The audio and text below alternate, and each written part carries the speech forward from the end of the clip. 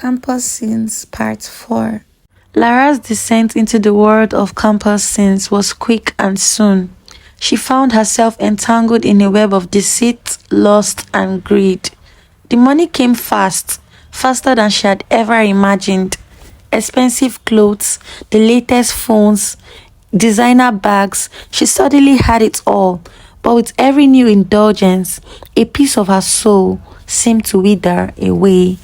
Maya tried to talk to her, to warn her about the dangers she was courting, but Lara brushed her off. She told herself she was in control. She could stop whenever she wanted, but she couldn't. One night, after another meeting with one of Idris's high-profile clients, Lara sat in her dorm room, staring at her reflection in the mirror. Her makeup was still perfect, her dress clinging to her curves in all the right places. But the girl staring back at her felt like a stranger. Her phone rang. It was Idris. "You did well tonight." His voice crackled through the speaker. "There's more from where that came from, but I need you to step up. There's a client who is special, and he has specific tastes." Lara felt a lump form in her throat. She knew what Idris meant. The clients had grown increasingly demanding, their requests darker, more twisted. She pushed her boundaries, but this felt different. "I don't know if I can," she said quietly, her voice shaking. Idris' tone hardened. "You don't have a choice, Lara.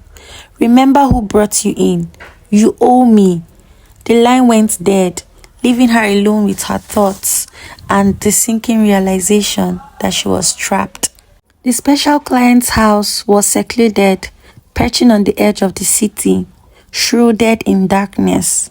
The atmosphere inside was cold, clinical. Lara's heels clicked against the polished floors as she followed the housekeeper down a long corridor, her heart pounding with every step. She was led into a room dimly lit by a single lamp. The client sat in an armchair, his face obscured by shadows. Lara could feel his gaze on her, cold and calculating. "Sit," he commanded, his voice sending a chill down her spine. She obeyed, her body tense with fear. For a moment, the room was silent, only the sound of her shallow breaths. Then the man stood and slowly circled her, his presence looming. He stopped behind her, his hands gently resting on her shoulders, but there was no comfort in his touch. "Do you know why you're here?" he whispered in her ear. Lara's mouth was dry. She didn't answer.